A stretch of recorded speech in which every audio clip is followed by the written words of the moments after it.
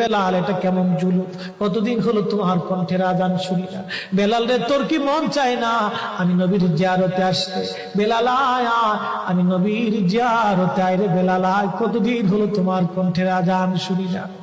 স্বপ্ন যখন নবীজি দেখাইছে, এ মুসলমান, হযরত বেলাল সুদূর সিরিয়ার দামেস্ক থেকে পাগলের মতো দৌড়াইলেন, পাগলের মতো ছুটে আসলেন। যখন মদিনাতে আসলেন তখন তাহাজ্জুদের সময় চলতেছিল। তাহাজ্জুদের সময় চলার সময় হযরত বেলাল রাদিয়াল্লাহু আনহু কাঠের জালি দিয়ে তখন রওজা শরীফ ঘিরে রাখা ছিল। ওই জালির পাশে বসে বসে জালির সঙ্গে মাথা ঠেকাইয়া নবীর পাগল বসে বসে গুনগুন গুনগুন করে কাঁদে আর বলে, হুজুর আপনি আসতে বলেছিলেন, গোলাম এসে হাজির হয়েছে। নবী গো, আজান দিতে বলেছেন, আমি আজান দিলে আপনি আগে নামাজে আসতেন, এখন আজান দিলে কি নবী আপনি নামাজে আসবেন? হুজুর এখন আজান দিলে কি আপনি নবী নামাজে আসবেন? নতুন মুয়াজ্জিন আসছে আজান দেওয়ার জন্য, এসে দেখে নবীর মুয়াজ্জিন বেলাল কাঁদে। ডাক দেখে মদিনাবাসী শুনছো, নবীর মুয়াজ্জিন ফিরে এসেছে, বেলাল আসছে, বেলাল ফিরে আসছে। এই কথা শোনার পরে সব সাহাবী ঘর থেকে বের হয়ে দৌড়ায় এসে দেখে বেলাল কাঁদে। সাহাবীরা বলে, বেলাল আজান দাও, কতদিন হলো তোমার কণ্ঠের আজান শুনি না। বেলাল আজান দাও, কতদিন হলো আজান শুনি না রে বেলাল। বেলাল বলে, সাহাবীরা রে, আমি আজান দিলে কি নবী নামাজ আসবে বলো? সালমান ফারসি রাদিয়াল্লাহু আনহু ডাক দেখে, সাহাবীরা আমাদের কথায় বেলাল আজান দিবে না, তোমরা যাও দেখো হাসান আর হুসাইন দুইজন ঘরের মধ্যে আছেন। ইমাম হাসান হুসাইন রাদিয়াল্লাহু আনহুমা যদি বলে তাহলে বেলাল অবশ্যই আজান দিবে।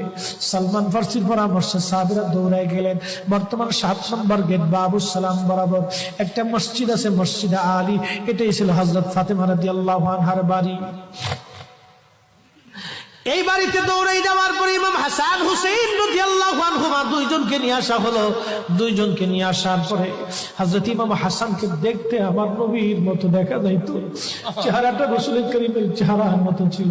নাতি দৌহিত্র নানার চেহারা পেয়েছিলেন, ইমাম হুসাইন ও নানার সুরত পেয়েছিলেন। দুই ভাই নানার সুরত পেয়েছিলেন। হযরত বেলাল রওজা শরীফ থেকে উঠে হযরতে হাসানের বুকের মধ্যে মাথা ঠেকায় কাঁদতেছে, ইমাম হুসাইনের বুকের মধ্যে মাথা ঠেকায় কাঁদে। হযরত ইমাম হাসান ডাক দেখে, নানার মুয়াজ্জিন, কতদিন হলো তোমার কণ্ঠে আযান শুনি না। যেই কণ্ঠ দিয়ে নানার আযান শুনাইতা, যাও গো ওই কণ্ঠ দিয়ে আমাদেরকে আযান শোনায়া যাও। যখন হযরত বেলাল ইমাম হাসান এই কথা বললেন, হযরত বেলাল দৌড়ায় গেলেন। যেই বনু নাজ্জার গোত্রের মহিলা সাহাবীর ছাদের উপরে দাঁড়ায় বেলাল আযান দিত। আবু দাউদের 519 নম্বর হাদিসের মধ্যে আসছে, প্রত্যেক ফজরের নামাজের সুবহ সাদিকের আগে বেলাল দাঁড়াইতেন। দাঁড়ায় আযানের আগে বলতেন, আল্লাহুম্মা ইন্নী আহমাদুকা ওয়া নাস্তাঈনুকা আলা কুরাইশিন ইউকিমুদ্দীনাক। প্রত্যেক ফজরের আযানের আগে এই দোয়াটা পড়ে বেলাল আযান শুরু করতেন। হযরত বেলাল রাদিয়াল্লাহু আনহু আজকে তাহাজ্জুদের আযান দিতে গেছে। আযান দিতে যাওয়ার পরে হযরত বেলাল যখন আযান দিলেন, আল্লাহু আকবার, আল্লাহু আকবার, আযানের মধুর ধ্বনি সারা মদিনার রন্দে রন্দে ছড়িয়ে গেল।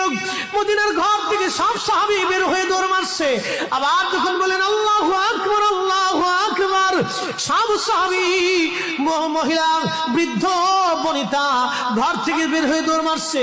যখন বলল আশহাদু আল্লা ইলাহা ইল্লাল্লাহ, মদিনার ঘর থেকে সব মহিলারা ঘর থেকে বের হয়ে দৌড় মারছে রে, আর কান্না করে নবী বুঝি ফিরে আসছে রে। আবার যখন বলেন আশহাদু আল্লা ইলাহা ইল্লাল্লাহ, তখন মদিনার মানুষ কান্না করতেছিল, গুন গুন গুন গুন করে কান্না করে। মদিনার ভিতরে আওয়াজ বের হয়ে গেল, নবী বুঝি আসছে রে, নবী বুঝি ফিরে আসছে রে, নবী বুঝি ফিরে আসছে রে, নবী বুঝি আসছে। হযরত বেলাল যখন বলেন আশহাদু আন্না মুহাম্মাদুর রাসূলুল্লাহ, মদিনার মাটিগুলি থরথর থরথর করে কেঁপে উঠছে রে।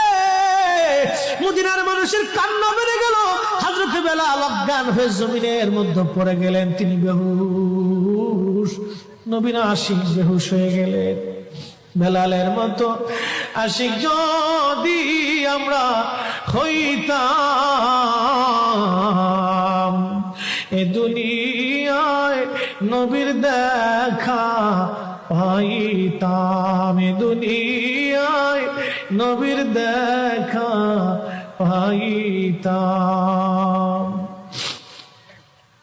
যখন হুঁশ ফিরে আসছে, রওজা শরীফের পাশে বসে বসে বেলাল কাদের বলে, হুজুর হুজুর আজান দিতে বলেছিলেন, আজান দিয়েছি।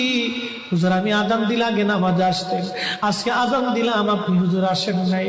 যে আজান দিলে নবী আসবে না, আমি বেলালে আজান আর কোনোদিন দিব না। হযরতে বেলাল কিছুদিন পরে কলিজা ফেটে নবীর বিরহ বেদনা সহ্য করতে না পেরে তিনি চলে গিয়েছিলেন পরপারে কলিজা